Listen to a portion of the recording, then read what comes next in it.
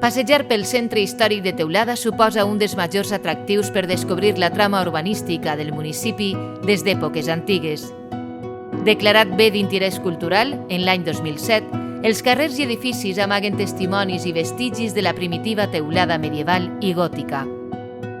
L'entrada al recorregut històric se'ns obri a la plaça de la Creu i l'antic portal de la Mar, on es conserven a la paret 3 escuts de pedra.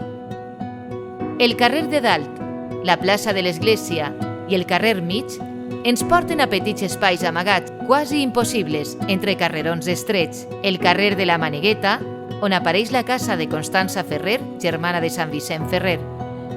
La plaça dels Porxes, amb la sala de jurats i l'antiga presó. Exemples de l'esplendor gòtic que té la seva màxima expressió al carrer Avall, carrer Colom, i les grans cases senyorials de teulada, balconades, enreixats, portes d'arc i una infinitat de detalls decoratius que tenen com a protagonista la pedra de Tosca. Un silenci de segles d'història que té moments i mirades per aturar-se contínuament amb la bellesa i l'harmonia de racons com la del carrer Migdia,